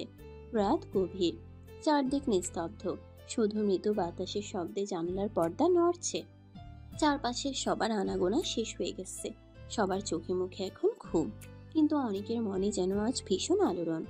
নতুন সাজানো ঘরে সাইমা বসে আছে, লাল শাড়ির আঁচল টেনে মুখটা ঢেকে রেখেছে। ভেতরে ভেতরে কত কিছু ভাবছে। আমি কেন এভাবে তার ঘরে? এই বিয়ে, এই সংসার আমি কি মেনে নিতে পারবো? এমন হাজারটা প্রশ্ন তার মনের ভেতর ঘুরপাক খাচ্ছে। ঠিক তক্ষুনি দরজা ঠেলে ভেতরে ঢুকলো অনেক, চোখে মুখে দুষ্টু হাসি, তবে ভেতরে ভেতরে একরাশ উত্তেজনা আর ভালোবাসার ঝড় বইছে। অনেক ধীরে ধীরে সাইমার পাশে গিয়ে বসলো। হঠাৎ সাইমাকে টেনে জড়িয়ে ধরলো। কি করছো তুমি হঠাৎ এভাবে? আহা, আপনি সবসময় এত চমকে যান কেন? এইসব আপনার অন্য কোথাও গিয়ে করতে হবে, আমার কাছে নয়। আরে বউয়ের কাছে এসেছি, তাতে আবার সমস্যা কি? বউকে জড়িয়ে ধরাও নাকি এখন অপরাধ? সাইমার মুখটা লাল হয়ে একবার তাকালো, আবার ভান করে কড়া স্বরে বলল, আমি তো এই বিয়েটা মন থেকে মানিনি। আজকের পরে সেটাও মেনে যাবেন ম্যাডাম। এই বলে অনেক ধীরে ধীরে তার ঠোঁটে নরম চুমু খেলো। সাইমা মুহূর্তেই কেঁপে উঠল, বুকের ভিতর ঝড় বইতে লাগলো। হাত দুটো অনিচ্ছা সত্ত্বেও অনেকের বুকে ঠেসে ধরলো। আজ আর ছাড়ছি না ম্যাডাম, অনেক দিন হলো আমাদের বিয়ে হয়েছে, আজ পর্যন্ত বউয়ের ভালোবাসা পেলাম না। আজকের রাতটা কোনোভাবেই নষ্ট করতে চাই না। সাইমা লজ্জায় চোখ বন্ধ করে ফেললো। অনেক তার ঠোঁট কামড়ে কিস করতে লাগলো বারবার। সাইমার শ্বাস ভারী হয়ে উঠল। ধীরে ধীরে তার শরীরও সাড়া দিতে শুরু করলো। লাজুক ভাবে সে অনেকের কাঁধে মুখ লুকালো। অনেক তার চুলে আঙ্গুল গলিয়ে দিল, কানে কানে বলল, এই মুহূর্তটা আমি কখনো ভুলবো না, তুমি শুধু আমার সাইমা। রাতটা দুজনের হৃদয় ছুঁয়ে গেল। একে অপরের মাঝে হারিয়ে গিয়ে যেন সত্যিকারের প্রেমই শুরু হলো। ভোরের হাওয়া হালকা শীতল, জানালা দিয়ে আসা সূর্যের আলো সরাসরি এসে পড়ছে সাইমার মুখে। তবুও সে চোখ বন্ধ করে শুয়ে আছে। লালচে গালের পাশে চুল এলোমেলো হয়ে পড়ে আছে, আর চাদরের ভেতরে সে গভীর ঘুমে। অনেক চুপচাপ তাকিয়ে রইল কিছুক্ষণ, তারপর হঠাৎ মুখটা সাইমার কানের কাছে নিয়ে নরম গলায় বলল, কি ব্যাপার, বরের আদর খেয়ে বেহুশ হয়ে গেলেন নাকি? সাইমা চোখ খুলে হঠাৎ চমকে উঠে গেল, তারপর ভ্রু কুঁচকে মুখে বিরক্তি ফুটিয়ে দিল। কি সব বাজে বাজে কথা বলছেন? সকাল সকাল আর কিছু বলার ছিল না নাকি? আরে সত্যি বলছি, আপনি একদম বেহুশের মতো ঘুমাচ্ছেন। আমি ভেবেই ফেলেছিলাম আজ রাতে আমার আদরেই আপনি অচেতন হয়ে গেছেন। সাইমার রাগে বালিশ তুলে অনেকের পিঠে মারতে লাগলো। চুপ করো, বেশি কথা বাড়াচ্ছ, একদম সহ্য হচ্ছে না। আহা, বউ এত রেগে গেলে তো সকালে নাস্তা করতে ইচ্ছে করবে না। তাছাড়া রাগ করলে আপনার মুখটা আরও লাল হয়ে যায়, তখন তো আরও সুন্দর দেখায়। সাইমা থমকে গিয়ে আবারও বালিশ ছুঁড়ে মারল। তুমি একদম অসহ্য। অনেক হাসতে হাসতে সাইমার হাত ধরে ফেলল। তারপর হঠাৎ টেনে নিজের কাছে এনে বলল। যতই রাগ দেখান আমি জানি ভেতরে ভেতরে আমাকেই ভাবছেন। সাইমা কিছু বলতে যাচ্ছিল, কিন্তু অনেক ঠোঁটে আঙ্গুল রাখলো। ইস, সকালে এত ঝগড়া না, একটু আদর করলেই সব ঠিক হয়ে যাবে। সাইমা চোখ ঘুরিয়ে মুখ ফিরিয়ে নিলেও লাজুক হাসি গাল বেয়ে নেমে এলো। অনেক আবার তার ঠোঁটে ঠোঁট ডুবিয়ে কিস করতে লাগলো। তারপর আবার হারিয়ে গেল ভালোবাসার রাজ্যে। সকালের আলো টেবিলে ভেসে আসছে, সবাই বসে আছে, নাস্তার সাজ সাজা ছড়িয়ে আছে। সাইমা শান্তভাবে প্লেট হাতে তুলে ধরে এক এক করে খাবার সার্ভ করতে শুরু করে। ওরে বউ, তোমাকে এখন করতে হবে না, তোমাকে এসব করতে হবে না। এসব করার জন্য তো কাজের লোক আছে। তুমি এ বাড়িতে আমার মেয়ের মতোই থাকবে। সাইমা একটু থমকে গেল, মুখে লজ্জার হালকা রেখা, কিন্তু গম্ভীরভাবে বলল। আন্টি, আমি করতে চাই, এটা আমার কর্তব্য মনে হয়। তুই এখানে আমার মেয়ে, তোর দায়িত্ব শুধু খুশি থাকা। রান্না পরিবেশন কারো হাতে দিলেই চলে। তুই এখানে একটু আরামে থাক, বুঝলি? পরিবারের সবাই এই উপলব্ধি করে টেবিলে নরম হাসি ছড়িয়ে পড়ে। অনেকের বাবাও সামান্য কণ্ঠে বললেন। আয়েশা ঠিক বলেছেন, আমাদের মেয়েকে কাজ করাবেন না, ওর বিশ্রাম দরকার। সাইমা প্রথমে অস্বস্তি পেলেও আয়েশা বেগমের মায়ালু স্বরে কিছুটা নরম হয়ে গেল। সে প্লেটগুলো রেখে একটু সরে দাঁড়ালো। ঠিক আছে, আমি আর করব না। ভালো করেছিস। এখন থেকে তুই বিনা ভয়ে এই বাড়ির মেয়ে হয়ে থাক। টেবিলে আলাপ চলতে থাকলো, হাসি, রসিকতা আর নতুন সংসারের মিষ্টি অম্লান স্বাদ। সাইমার চোখে একটু শান্তি, মনে মনে আয়েশা বেগমের মমতার জন্য কৃতজ্ঞতা লুকোতে পারছে না। সকালে রোদ্দুর জানালার ফাঁক গলে ঘরে ঢুকছে। অনেক স্যুট পরে রেডি হয়েছে, টাইটা ঠিক করে হালকা হেসে ঘর থেকে বের হতে যাওয়ার সময় হঠাৎ থেমে গেল। সাইমা, একবার আসো তো। সাইমা প্রকুচকে সামনে এগিয়ে এলো। ঠিক তখনই অনেক হঠাৎ তাকে জড়িয়ে ধরলো, কপালে হালকা একটা কিস করলো। আমি অফিস যাচ্ছি, নিজের খেয়াল রেখো। কিছু দরকার হলে সাথে সাথে আমাকে ফোন দিও। অফিসে যাচ্ছ? বিদেশ তো যাচ্ছ না, এত ন্যাকামি করার কি আছে? অনেক হালকা হেসে সাইমার কোমর আরো শক্ত করে টেনে নিল। তুমি এসব বুঝবে না, যখন কাউকে সত্যিই ভালোবাসবে তখন বুঝতে পারবে তার কাছ থেকে 1 মিনিট দূরে থাকা কতটা কষ্টের। সাইমার চোখে হালকা বিস্ময়ের ছাপ পড়ল। লজ্জা ঢাকতে সে অনেককে সরাতে চাইল, কিন্তু অনেক আর ছাড়ল না। হালকা ধরে আরো কাছে টেনে নিল। ছাড়ো, কেউ দেখে ফেলবে। দেখুক না, সবাই জানুক আমি আমার বউকে কতটা ভালোবাসি। সাইমা চুপ করে গেল, গাল লাল হয়ে উঠল। অনেক হালকা কিস দিয়ে দরজা পেরিয়ে বেরিয়ে গেল, আর সাইমা স্তব্ধ হয়ে দাঁড়িয়ে থাকলো দরজার ফাঁকে। রাত নরম, চাঁদের সোনালি আলো বাড়ির ব্যালকনিতে পড়েছে। বাতাসে মৃদু হালকা ঘ্রাণ। দূর থেকে শহরে নীরবতা। সাইমা নতুন শাড়ি পরে চুল খুলে নরম কাঁধে ঝুলছে। সে আয়নার সামনে দাঁড়িয়ে একবার নিজের ছায়া দেখে হাসি দিয়ে বলল, আজ একটু নিজে থেকে সেজেছি। সেদিন ঘরটা আলাদা করে শান্ত। সাইমা ব্যালকনিতে বেরিয়ে দাঁড়ায়, চাঁদের আলো তার মুখে ছুঁয়ে যায়, গালে লজ্জা ঝলকায়। ঠিক তখনই দরজা খুলে অনেক আসে। কাজের ক্লান্তি মিঠে চোখে আজ এক আলাদা উজ্জ্বলতা। সে চুপচাপ পেছন থেকে আস্তে করে সাইমাকে জড়িয়ে নেয়। কত সুন্দর লাগছে। সাইমা হড়হড় করে চমকে ওঠে, ঘাড় বেঁকিয়ে এসে অনেককে দেখে। তার চোখে সেই অদৃশ্য উষ্ণতা। অনেক তার চুলে মুখ ডুবিয়ে নরম কিস করে। সাইমার শরীর আচানক কেঁপে ওঠে, আকাশে যেন তারা ঝিলমিল করে ওঠে। তুমি আমার জন্য সেজেছো বুঝি? না, আমি অন্য কারোর জন্যই সাজিনি, আমি নিজের জন্য সেজেছি। কিন্তু তোমাকে দেখেই বোঝা যাচ্ছে তুমি আমার জন্যই সেজেছো। সাইমা এক মুহূর্ত থেমে যায়, তারপর হঠাৎ লজ্জায় গলা কুঁচকে দেয়। তোমার জন্য? কিভাবে? অনেক ধীরে তার কপালে নরম হাত রাখে, গলায় কেঁপে ওঠা সুরে বলে, তুমি জানো না, তুমি আমার জীবনের সব। তোমার একটুকু হাসিতেই আমার সারা দিন বদলে যায়। সাইমা অল্প রেগে মুচকি হেসে অনেককে চট করে ঠেলে দেয়, কিন্তু ঠেলাটাই মিষ্টি। তারপর সে হাবা ভাবে বলে, আমার বয়ে গেছে তোমার জন্য সাজতে। তুমি কি ভেবেছো আমি তোমার জন্য সাজবো? আমি বলছি না তুমি কারো জন্য সাজো, বলছি তুমি আমার কাছে এসেছো আর আমি কেবল তোমাকে ধরে রাখতে চাই। সেদিন মুহূর্তটা নীরব। অনেক সাইমাকে ঘুরিয়ে নিয়ে নিজের দিকে টেনে নেয়। সাইমা বুক ভরে শ্বাস নেয়, তার চোখে লজ্জা, গলায় নরম কণ্ঠে বলে, তুমি সাহস করো না বেশি, করলে অনেক কোনো কথাই না। তার ঠোঁট ধীরে ধীরে সাইমার ঠোঁটে লেগে যায়। প্রথমটা মিষ্টি, তারপর আবেগে ভরা। সাইমা প্রথমে কিছুটা স্তম্ভিত, তারপর হঠাৎ দুম করে অনেককে ঠেলে কিল মেরে দেয়, চট করে ফিরে আসার ইচ্ছা দিয়ে। কিন্তু অনেক ধীরে না ছেড়ে আবার সাইমার দিকে টানতে থাকে, চোখে কষ্ট আর ভালোবাসার একসাথে মিশে থাকা। সে সাইমার গাল চেপে ধরে কণ্ঠে স্পষ্ট বলল, তুমি একবার বলো, তুমি কি সত্যিই আমার? আমি তোমারই। বলেই সাইমা এক দফা চুমু খেয়ে ফিরিয়ে দেয়।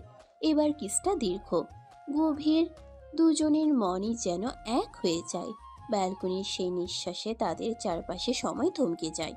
কিছুক্ষণ তারা একে অপরের মাঝে হারিয়ে যেতে থাকে। কথা কম, অনুভব বেশি। চাঁদের নরম আলো তাদের দুজনের গায়ে পড়ে, আর শহর চুপচাপ তাদের জন্য রাস্তা খোলে। আজ আমি কষ্ট রাগ অর্ধেক করে দিচ্ছি তোমার জন্য। আর আমি প্রতিজ্ঞা করছি তোমাকে কখনো কষ্ট দেব না। সেই রাতটা ছিল তাদের প্রথম সম্পূর্ণ মিলনের মতো, রাগ, লজ্জা, আবেগ আর একান্ত ভালোবাসার মিশেলে। পরের সকাল হবে নতুন প্রতিশ্রুতি, আর দিন কেটে যাবে ছোট ছোট মধুর আলাপেই।